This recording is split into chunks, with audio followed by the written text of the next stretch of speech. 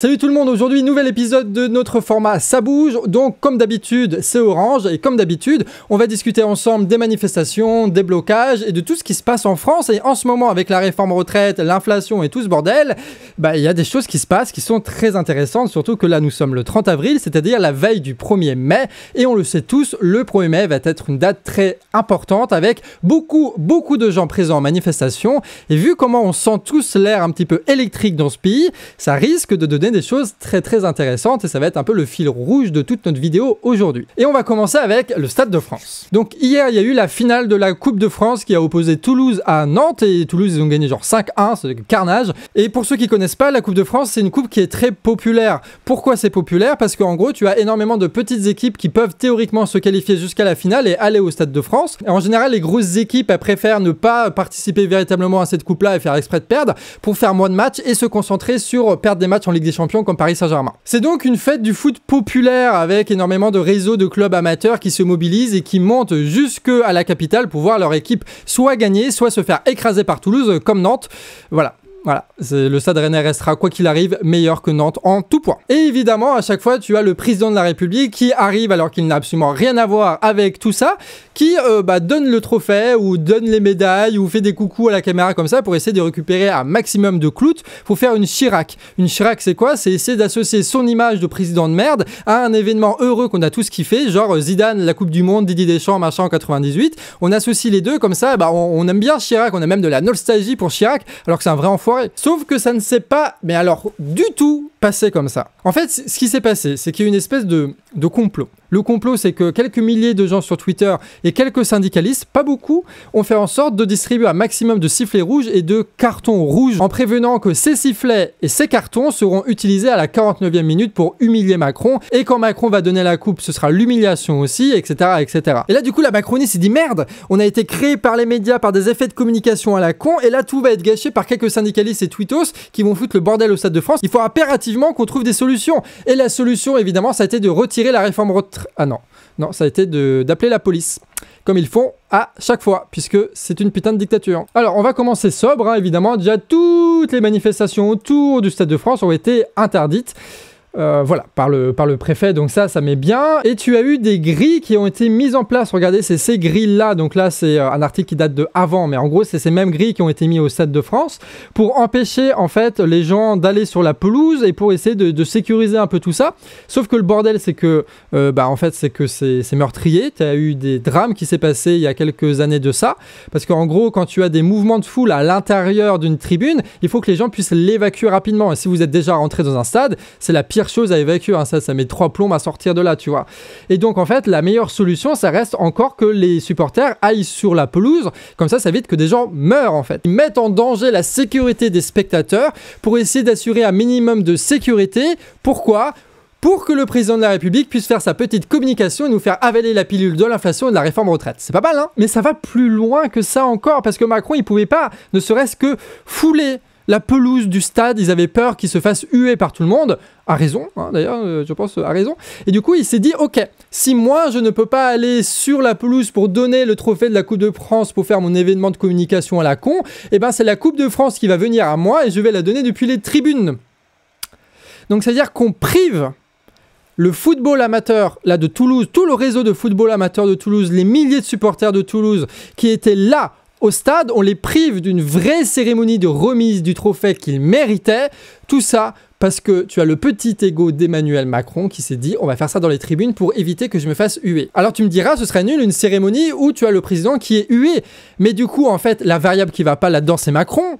Moi je veux que ce soit Zidane qui remette le trophée de la Coupe de France, pas que ce soit Macron. Je m'en bats les couilles de Macron, il a rien à voir avec le sport le Macron. Il a rien à voir avec le côté populaire. Il fait genre la Coupe de France, les réseaux de football amateur. Le gars il vit dans de l'or à l'Elysée. Il a un palais rien qu'à lui, d'accord? Il a des chauffeurs rien qu'à lui. Ce type n'a rien à voir avec nous. Il veut se faire passer pour quelqu'un de populaire avec ce genre d'événement. Qu'il se casse, ce n'est pas sa place. Nous, on veut Zidane, bordel. Parce que au moins, lui, il nous a fait gagner une Coupe du Monde. Et presque 2. Ah bordel. Donc là tu as cet enfoiré là, c'est celui qui remplace l'allemand. Donc lui c'est vraiment le visage de la milice politique d'Emmanuel Macron, c'est ce visage là et il va changer 2 ans plus tard parce qu'en fait il y a toute une bureaucratie de fonctionnaires d'enfoirés à la con qui s'autogénèrent comme ça, qui se transforment, qui se répliquent un peu comme des cellules cancéreuses tu vois et qui prennent à chaque fois le taf qu'il faut, qui est payé 5000 balles pour pouvoir faire le sale boulot politique et être recasés après dans des institutions à la con où ils sont payés encore plus. C'est ce qu'on appelle la bourgeoisie française à régal. Donc bref, lui il dit à RMC, on va pas empêcher les gens d'entrer avec un carton rouge dans le Stade de France, il n'y a pas d'atteinte à la liberté d'expression. La réalité c'est quoi? La réalité c'est que en gros les stadiers avaient évidemment comme mission de récupérer tous les cartons rouges comme on le voit sur cette image. Pour l'instant on nous a dit stop au prétexte de ça et on refuse qu'on nous enlève ça. Donc c'est-à-dire que les gars ne peuvent même pas rentrer dans le Stade de France supporter leur putain d'équipe de Toulouse là parce qu'ils ont un petit carton rouge, on en est là. On ne peut même plus en France pendant un match balancer un carton rouge contre le président de la République. Même les actions symboliques non violentes sont interdites. Et pour rentrer dans le stade, il y a 3 rangées de flics et de stadiers. 3 rangées, 3 fouilles à chaque fois pour vérifier vraiment s'il n'y a pas un sifflet qui traîne dans les calbars ou pas. On en est là. On en est là. La police, aujourd'hui, s'assure qu'on ne puisse même pas faire des événements symboliques non violents contre Emmanuel Macron parce que tout le monde est aux ordres d'Emmanuel Macron et de sa communication. Et encore, cet effet de mise en scène, ça va encore plus loin que ce que vous pensez. Écoutez ça, c'est CNews. Et pourtant c'est News, hein. Peut-être que vous en avez vu des stadiers qui ont confisqué ces cartons, vous êtes sûr de cela ? Oui, on est sûr de cela. Alors, on nous a même demandé de pas trop filmer ces images. Mais tu vois un peu le niveau un peu nord-coréanesque du truc, tu vois, c'est genre, on interdit les cartons rouges et les sifflets parce que c'est les flics qui les prennent, alors que c'est pas du tout légal de faire ça, tu vois. Mais vu que les journalistes, ils peuvent pas filmer ça, et ben, ils peuvent pas le mettre à la télé, et que du coup, à la télé, on a l'impression que Macron est bien aimé.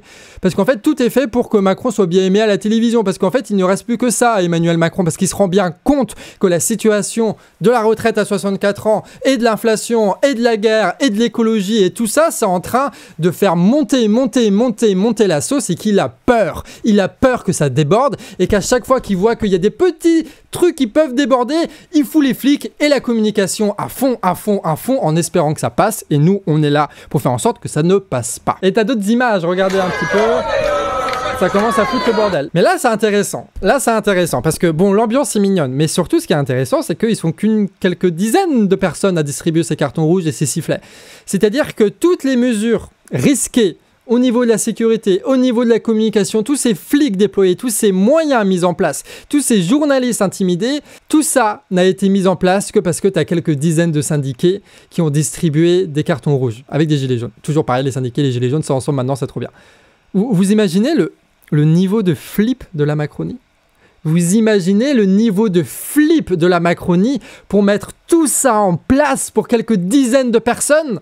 C'est incroyable. Ils sentent véritablement, eux aussi, que quelque chose peut péter. Et donc, au plus grand plaisir des supporters de Toulouse et du Stade Rennais, tu as Nantes qui a donc perdu cette finale 5-1 contre Toulouse. Donc, voilà, c'est la fête, patati patata. Et il s'est passé ceci. Ce qui est assez incroyable, c'est que Macron, il avait tellement peur de se faire huer que ces images-là de président serrant la main au joueur, qui est que des effets de communication, n'ont été diffusées qu'à la télé et pas dans le stade. Parce qu'en fait, dans le stade, à aucun moment, il y a eu la tête de Macron. À aucun moment. La FFF a totalement collaboré avec le président de la République en mode, bah, vous inquiétez pas, on assure votre communication, on est là pour la FFF, voilà, on est un organe politique, on vit de la corruption de l'État français, donc pas de souci. C'est quoi ce président qui ne peut même pas montrer sa tête en public sans se faire huer et cracher dessus? Ça veut dire quelque chose quand même. Et du coup, est-ce que cette opération carton rouge a marché? Bah en fait, oui et non. C'est-à-dire que t'as pas eu beaucoup de cartons rouges qui ont été mis parce que bah tous confisqués par la police, que t'as eu un peu de chahut à la 49e minute, surtout dans les virages du stade, là où t'as des gens qui sont pas des ultras, donc qui sont à fond dans le foot et qui s'en foutent un peu de Macron machin, parce que soit ils ont le somme intégral comme Nantes parce qu'ils perdaient 4-0 à ce moment-là, ou soit Toulouse super content. Donc ça se faisait pas derrière les buts, ça se faisait pas en latéral parce que c'est que les bourges qui ont l'argent pour payer ces places-là, les places présidentielles, etc. Du coup, c'est dans les virages où t'as eu eu des huées et des sifflets. Donc évidemment, les médias, eux, ils étaient dans les Bourges et du coup, ils n'ont pas entendu le bruit, ils ont fait genre, oh, rien ne s'est passé. Alors que dans les virages, on entend distinctement, voilà, des sifflets, des huées, etc., etc. Mais ça n'a pas été quelque chose d'incroyable, tout simplement parce que l'idée de base était un peu nulle, parce que dans un stade, bah, t'as autre chose à foutre que de gueuler sur Macron, parce que t'as ton putain d'équipe qui est là, surtout que c'est la Coupe de France, quoi. Ce qui est intéressant dans cette histoire, c'est que de toute façon, on sait que Macron est détesté.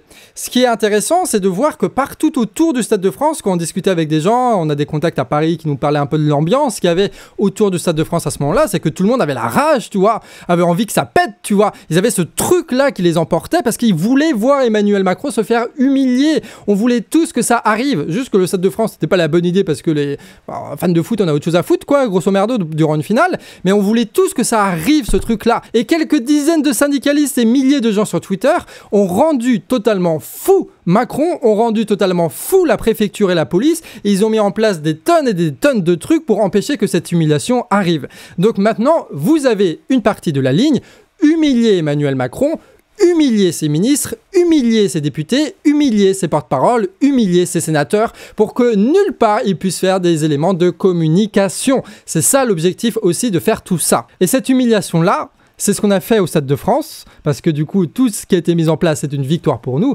et ça a été mis en place dans énormément d'autres cas qu'on va voir dans cette vidéo, et notamment à Doubs, je sais pas si le S se prononce. Et plus précisément au château de Joux, où tu as eu Macron qui devait faire une visite pour faire sa communication, comme d'habitude. Vous savez, c'est exactement comme il avait fait après les Gilets jaunes, hein, tout ça, les grands débats, les apparitions, etc., etc.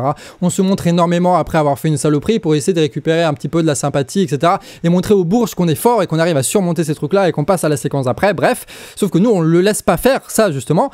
Et c'est en faisant ce genre de manifestation-là, à 2 km du château de Joux, où du coup Macron devait aller, et ben en fait, les gendarmes tapent sur les gens qui veulent rejoindre le président. Donc en gros, le rôle de la police, c'est de gazer des gueux comme ça, tu vois, des gueux qui ont cette mauvaise idée, par hasard, comme ça, de vouloir taper sur des casseroles à côté du président. Il faut absolument empêcher ça. Et du coup, ces gens travaillent pour ça. Voilà, c'est vraiment ça leur boulot. Et t'as même, tu vois, l'ambulance qui devait passer, sauf que la police ne les laisse pas passer. C'est une ambulance. Sauf que la police ne les laisse pas passer, c'est une ambulance. Alors c'est vraiment une ambulance. Il y a un barrage, sauf que en fait, c'est pas une ville où on peut quadriller les routes, tu vois. Là, en fait, t'as des forêts, etc. Donc t'as des manifestants méga déter qui sont en mode, bah vas-y, on va passer par la forêt.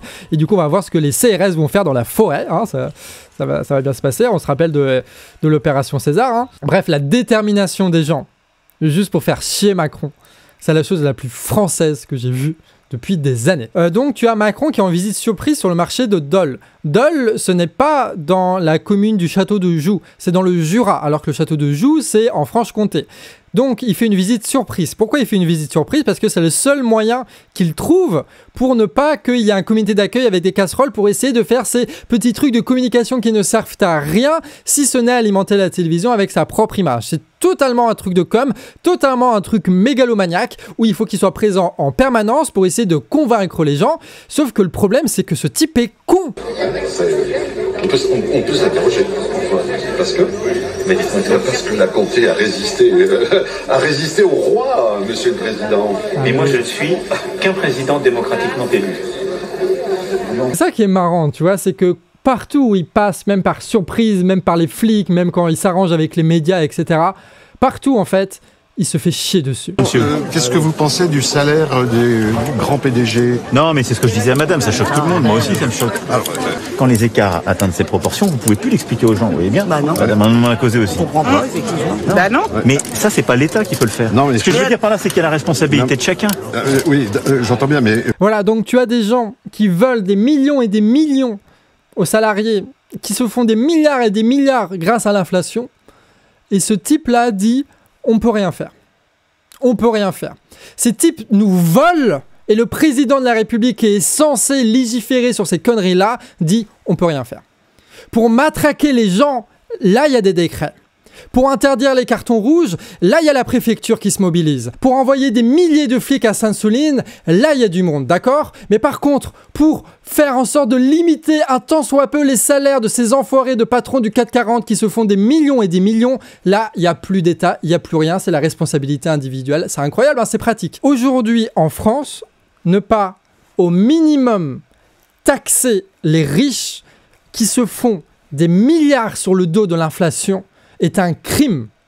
C'est un putain de crime. Parce qu'à côté, on est des millions à subir les conséquences de l'augmentation de l'essence, de l'augmentation de la bouffe, de l'augmentation de l'électricité, alors que ça vient de ces putains de profits d'enfoirés, ok? On est des millions à subir ça et à devoir s'arranger avec la vie, les réalités et le quotidien en permanence pour s'en sortir. Ce n'est plus tenable et ce gars-là le dit avec un grand sourire, on peut rien faire face aux actionnaires. Si vous pouvez faire des choses face aux actionnaires, vous pouvez faire des lois, vous pouvez les taxer plus. Vous pouvez même reprendre leur putain d'action et faire des réquisitions parce que ça fera pas pleurer dans les chaumières si on réquisitionne total. Par contre, ça fera baisser le prix de l'essence et ça fera en sorte qu'on ait des milliards pour la retraite, qu'on ait des milliards pour l'hôpital et qu'on arrive à redresser ce putain de pays. Donc Macron défend un ordre social qui permet aux riches, grâce à l'inflation, de se faire des milliards et si on conteste trop, il envoie la police pour nous matraquer. C'est ça aujourd'hui l'État, c'est ça aujourd'hui Macron, donc on connaît nos ennemis, c'est ces putains de financiers, c'est ces putains de bourges, c'est ces putains d'États de merde qui, à chaque fois, à chaque étape,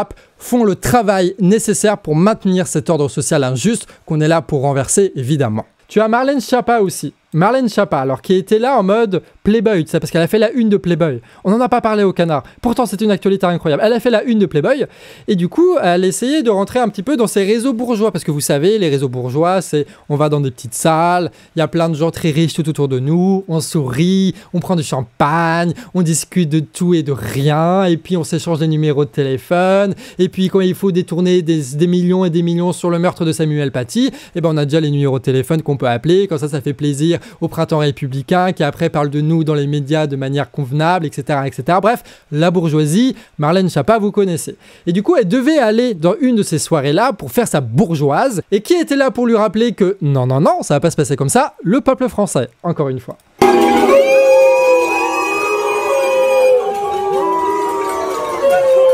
Donc ça, c'est la chaîne de Sévicio qui est beaucoup regardée en ce moment. Donc c'est-à-dire que même dans les réseaux bourgeois, des petits dîners bourgeois, de ceux qui composent, de ceux qui constituent la Macronie, et ben en fait ils peuvent pas y aller tranquille et ils sont obligés de parler après des casseroles parce que les casseroles ça fait du bordel partout dans le restaurant. Du coup c'est incroyable de faire ça. Vraiment des génies. Et du coup là regardez, Aurore Berger bien protégée par la police, qui essaye de discuter, de balancer sa langue de bois d'enfoiré là. Et du coup, tout le monde est en mode « On va pas t'écouter, meuf. On t'a écouté pendant des années et des années. Ton président, c'est un fumier. Tous ceux qui composent ton gouvernement sont des fumiers. On n'a pas à vous écouter, donc ferme ta gueule. » Et ça, c'est une façon de leur dire « Fermez vos gueules. Votre langue de serpent qui diffuse du poison dans toute la société française, on n'en veut plus. Vous ne parlerez plus tant qu'on sera là. » Et ça, c'est beau, ça. Ben oui, on va pas vous écouter. Vous croyez vraiment qu'on va vous écouter? Vous avez écouté pendant des années, on va pas se faire avoir. Vous avez déjà... Putain, non mais c'est fou, ça. Le mec, il se croit tout permis. Oh là là, démocratie, faut nous écouter, c'est le débat. Bah non, désolé. Quand tu trahis comme ça encore et encore les Français, à un moment donné, t'as juste du crachat dans la gueule, t'as juste du mépris dans la gueule, et c'est mérité. Tu as la ministre Bérangère Couillard. De toute façon, c'est les riches qui composent ce gouvernement, donc on s'en fout qui est ministre, hein, vous me direz, qui a dû annuler sa visite à Rochefort pour des raisons de sécurité. Et pourquoi? Parce qu'encore une fois, tu avais juste quelques dizaines de personnes qui étaient là pour l'accueillir. Ils flippent tellement qu'ils ne peuvent rien faire face à une dizaine de personnes, c'est quand même un régal. Là, tu as donc des syndicalistes et autonomes. Donc autonome, c'est... Ah putain, j'ai jamais su décrire c'était quoi les totos. C'est un peu comme les Black Blocs, mais sauf qu'ils font un peu plus n'importe quoi, ils sont un peu moins organisés comme les Black Blocs. T'en as qui font partie du bloc, mais ils sont moins tout en noir, tu sais, comme en 2016, ils sont plus à faire plein de trucs de tous les côtés, tu vois. Alors, mettez par commentaire si vous avez des meilleures descriptions de Toto. Et du coup, là, qui bloque, quoi, la construction d'un truc pour les JO de merde, là, qui est, du coup, la quintessence de la bourgeoisie, qui permet de prendre de l'argent public et de la dette pour investir dans des trucs que Vinci va récupérer, que Lafarge va récupérer, pour essayer de leur garder un petit peu une part de marché qui vont se faire piquer en Afrique, parce que tu as la Chine qui arrive à prendre tous les marchés. Donc, voilà, c'est un peu une analyse vite fait internationale, si vous la voulez. Mais du coup, c'est ça qu'ils essayent d'arrêter, les JO. Et tu as eu aussi dans le Vaucluse, du coup, des salariés qui étaient en grève pour les salaires, et ça va commencer, et ça va devenir très fort, ça va être un énorme enjeu de savoir est-ce que oui ou non on va augmenter ces fichus salaires, ou est-ce qu'on va laisser les multinationales se faire des milliards et des milliards. Et du coup là c'est les premières grèves qui arrivent, et du coup ils ont été mis à pied, les gens qui faisaient grève, donc 25 personnes mises à pied. Donc mise à pied, c'est-à-dire que t'es pas renvoyé, mais tu dois plus aller travailler et t'es plus payé. Et du coup comme réponse ils ont mis du crottin de poney, enfin du fumier, mais avec dedans du crottin de poney, m'a dit Camille. Voilà, ça c'est du crottin de poney pour ceux qui se posaient la question. Ils ont mis ça juste devant l'entreprise, ils ont même la vidéo, c'est plus intéressant la vidéo. Regardez, hop, tout le fumier de poney, hop, déversé comme ça devant le patron. Et pourquoi c'est intéressant? Parce que ça montre que c'est le début des grèves sur les salaires. Donc si tu veux une augmentation des salaires, ça va commencer. C'est maintenant qu'il va falloir y aller. Et ça montre aussi que aujourd'hui les syndicats, c'est plus du tout comme c'était avant. On avait l'impression au début que c'était que on suit l'intersyndical, etc., etc. Maintenant, on a tous pris à l'action autonome. On a tous compris qu'on pouvait travailler ensemble. Et quand il faut faire des trucs, eh ben on fait des gros coups de com', quoi. Et du coup, quand on fait des trucs bien, tu vois. C'est pas genre on essaie de négocier avec le patron et puis ça va. Non, on dépose du fumier devant l'entreprise. On fait en sorte de remuer la merde pour que ça leur remonte dans leur nez, comme disait le défunt Coluche. Bizarre qu'il soit mort lui quand même, hein. Là, les images que vous voyez, c'est Sainte-Gamelle. Donc Sainte-Gamelle, c'est en Haute-Garonne, donc c'est eux qui ont gagné la Coupe de France. Voilà, c'est le visage de ceux qui étaient contents samedi parce qu'ils ont gagné. Bref. Et du coup, ce qu'ils font là, ça paraît... Allez, on va le dire de manière un peu provoque, ça paraît ridicule. Enfin, je veux dire, ils sont 10, ils tapent des casseroles devant une mairie qui a l'air abandonnée, dans un village qui a l'air abandonné. Qu'est-ce que tu veux qu'on fasse de ça, en fait? Et en fait... tu réfléchis, et tu te dis, mais en fait, on est des millions en France à vivre dans des villages comme ça. Comment ça se fait que des gens se retrouvent dans ces villages pour taper des casseroles comme ça? Ils sont pas juste poussés, et c'est légitime, il faut le faire, poussés par la colère contre Macron, poussés par la colère contre les ministres, etc. Parce que il n'y a pas de Macron, il n'y a pas de ministre ici. Ils sont là en mode, on veut se rencontrer.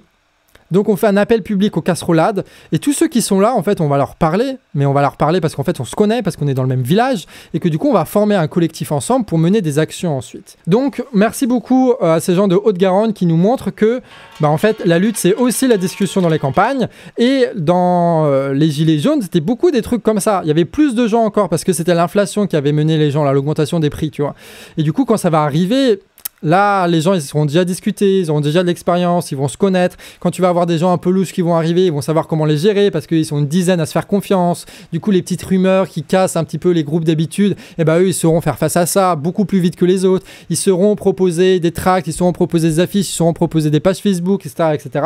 Bref, ça va rouler comme dans du beurre, si on peut reprendre l'expression, au niveau de la lutte contre l'inflation. Et c'est précisément de ça dont a peur Emmanuel Macron, il faut le rappeler. Hein. Macron flippe parce qu'il sait très bien que le pays est au bord du craquage et qu'avec l'inflation, on va tous aller le chercher et qu'on va peut-être tous même commencer à réfléchir à savoir d'où vient l'inflation, d'où vient la guerre, à ces trucs-là. Et à partir du moment où on se rend compte de ce genre de choses, eux, ils n'ont plus aucune emprise sur nous. Parce que tous les éléments de communication qu'ils vont utiliser, on va savoir que c'est des mensonges et tous les flics qu'ils vont envoyer, on va savoir que c'est des flics qui sont envoyés pour assurer le profit des milliardaires et pour permettre à la guerre de continuer, ce que personne ne veut sur cette planète, sauf ces putains de milliardaires. Et ces putains de multinationales, plus précisément. Il y a un vrai enjeu politique à les empêcher de faire ces trucs de communication. Cependant, il est nécessaire de continuer à s'organiser. C'est-à-dire qu'il va falloir faire en sorte qu'on puisse faire des actions et se politiser ensemble, c'est-à-dire comprendre de plus en plus qui a le pouvoir, comment est-ce que le pouvoir se structure, comment est-ce que ces salopards préparent la guerre, comment ces salopards profitent de l'inflation, etc., etc. Rentrer plus dans ces trucs techniques là pour savoir à quel point on se fait baiser et jusqu'où il faudra aller pour changer la situation, et en même temps il va falloir s'organiser ensemble collectivement pour pouvoir mener des actions à 10, à 20, à 50, à 100. Et c'est d'ailleurs tout l'enjeu du 1er mai. Le 1er mai, on ne sait pas s'il va y avoir ensuite d'autres manifestations de cette ampleur. Donc l'enjeu du 1er mai, c'est que vous puissiez y venir avec votre téléphone, avec pourquoi pas des tracts qu'on vous met en description avec le tuto pour le faire, etc., des affiches, etc. aussi. Tout le monde, et avec ce téléphone, vous allez voir un maximum de personnes et vous leur dites, frérot, moi je veux continuer les actions après le 1er mai, on ne sait pas s'il va y avoir d'autres manifestations intersyndicales, on ne sait pas si ça va être suivi, et pourtant il faut qu'on continue de lutter contre la réforme retraite, contre Macron, contre la police, contre l'autoritarisme, contre l'inflation, contre la guerre, parce qu'on sait très bien où ça va finir. Et du coup, si t'es intéressé, file-moi ton numéro, je te rajoute dans une boucle téléphone, WhatsApp, Telegram ou je ne sais quoi, et comme ça, on peut discuter ensemble et continuer, poser une nouvelle réunion et faire d'autres actions. Et juste pour rappel un petit peu de ce qui s'est passé pendant les Gilets jaunes, pas question de savoir qu'est-ce qui est mieux ou moins bien, c'est juste que c'est la continuité, c'est la même histoire en réalité, mais pendant les Gilets jaunes, tu avais eu 75% du parc des radars qui avait été endommagé. Vous vous rendez compte ? 75%, et ça c'est des actions qui ont été faites en petit collectif, machin, parce qu'on s'est rencontrés, parce qu'on a discuté, parce qu'on s'est fait confiance, qu'on a mené ces actions, qu'on les a médiatisées, etc., etc. Et il y a plein d'actions comme ça qui sont faisables, en fait, réalisables en collectif. Mais pour ça, il faut se rencontrer. Et pour se rencontrer, il faut profiter des manifestations, et c'est peut-être la dernière. Si vous arrivez à faire énormément de contacts, à inviter les gens en réunion, à proposer des actions tous ensemble, etc., etc., après le 1er mai, ça va être une dinguerie, ça va péter encore plus fort partout en France, comme c'est en train de le faire faire aujourd'hui, mais fois 10, fois 100. Par contre, si le 1er mai, on profite pas de l'occasion, et ben, du coup, on se retrouve sans rien, en fait. On se retrouve juste avec quelques dizaines de syndiqués qui arrivent à faire des coups de com' avec des cartons rouges, ce qui est très bien, mais ce qui est pas suffisant non plus, tu vois. D'ailleurs, il faut un appel à Paris, ça va être compliqué à Paris parce que t'as les flics et tout, mais ils disent à 20h tout le monde reste sur place, mais ça va être surtout partout en France, on va pouvoir rester sur place. Mais il faut absolument des endroits où on puisse discuter, s'organiser, avoir une stratégie, avoir une vraie tactique, et puis improviser le jour le jour. On sait qu'on a des bonnes idées, on sait qu'on est nombreux, on sait qu'on est tous contre Macron, maintenant il faut préciser les choses. Mais pour finir cette vidéo, on va pas parler des flammes, on va pas vous faire une grande emphase en vous disant « Ah, incroyable, tout ce qui est en train de se passer, la révolution, coupons des têtes, etc. » Non, on va vous parler de tout l'inverse. On va vous parler du collectif 92.4, 924, je sais pas, m'a pas dit Camille. En gros, c'est un collectif qui est en Normandie et qui lutte contre un projet écocide. Donc écocide, ça veut dire qu'il détruit un bout de l'environnement qui est tellement précieux que c'est criminel, tu vois, de faire ça. Donc en gros, l'objectif, c'est de faire une 2x2 voies entre deux patelins, alors qu'il y a déjà des routes que tout le monde emprunte et qui fonctionnent très bien, où il n'y a pas de ralentissement plus que ça, mais c'est juste parce que ça permet de filer des contrats à des copains industriels. Bon, vous connaissez les trucs, la corruption locale, vous connaissez, on a tous vécu ça. Et donc ce qui est rigolo, c'est que ce collectif, il s'est monté spontanément, c'est pas une association de trucs, je sais pas quoi, c'est un collectif qui est né spontanément de gens qui étaient en colère et qui se sont dit, tiens, on va organiser les choses, et vu que c'est dans des patelins, mais en fait, ils se connaissent tous, donc ils ont tous envoyé des SMS en se disant, bah tiens, tel jour, il y a un festival qu'on organise, patati patata, qu'ils ont organisé eux-mêmes, et vu que c'est beaucoup d'un milieu agricole, bah c'est des gens qui se débrouillent, c'est des gens qui ont accès par exemple à, regardez ça, du jus de pomme par exemple, et du coup ils peuvent même les empaqueter, les étiqueter au nom du collectif 924, ce qui est quand même incroyable, et c'est que des gens qui ont de la débrouille, qui savent mettre en place ces trucs là, et du coup ils ont monté un festival comme ça, tu vois, comme c'est mignon, voilà. 180 personnes alors qu'on est dans un bled paumé, 180 personnes. La possibilité de mobilisation, non pas dans les grandes villes, mais dans les petits bleds dans lesquels nous sommes, est immense. Partout, on voit, dès que ça commence un petit peu à bouger, on l'a vu avec On crèvera pas au boulot, quand ils ont gueulé contre Macron, et ben en fait, il y a des collectifs qui sont créés spontanément à partir de ce moment-là. Et là, pareil, t'as un projet à la con écocide, t'as un collectif qui se monte, qui arrive à attirer 180 personnes, ce qui est énorme pour un village aussi petit que ça. Et ce qui est encore incroyable, plus incroyable, c'est que notre chargée de prod, elle avait demandé à une amie d'essayer de faire un peu de com dessus, etc., etc. Et qu'est-ce qu'elle a filmé? Elle a filmé ça.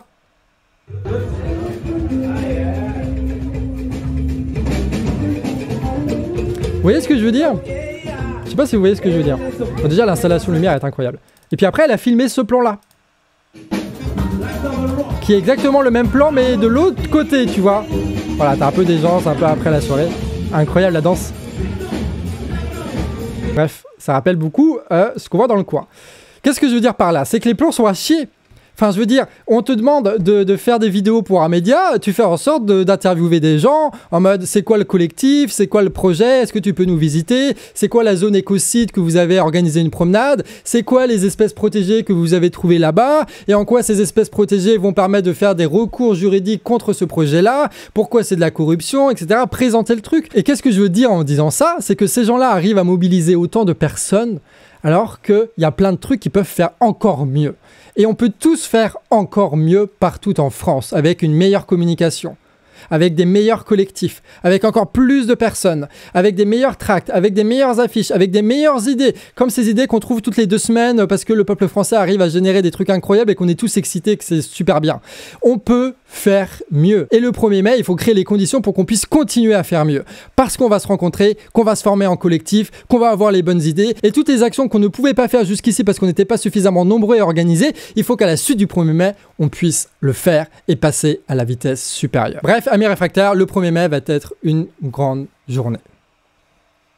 Ciao. Et aussi, petit détail, le Canard Réfractaire étant un média indépendant, nous ne dépendons ni des milliardaires, ni de l'État. Et du coup, on ne vit que par vos dons. Donc si ça t'intéresse ce qui se passe au Canard Réfractaire, notamment dans les prochaines vidéos qu'on va faire et que tu veux qu'on continue pour qu'on puisse commenter la suite de l'histoire de cette petite révolte qui est en train de monter, qu'on sent tous qui est en train de prendre de la puissance, eh ben il faut qu'on puisse payer les salaires de tous ceux qui rendent ce canard possible et qui permettent du coup de sortir des vidéos régulièrement depuis des années et des années. Parce que là, vous venez de voir une vidéo où je traite tous les représentants de l'État là qu'on a vus, et tous les milliardaires et tous les multinationales d'enfoirés. Donc forcément, on n'est pas financé par ces multinationales-là, on n'est pas financé par cet État-là. Et du coup, il faut que ça puisse continuer parce que moi, j'aime bien insulter les gens. Donc voilà, il nous faut des sous. Sur ce, amis réfractaires, prochaine vidéo, ça va être le 1er mai au soir. On va discuter de tout ce qui s'est passé. Sur ce, à la prochaine.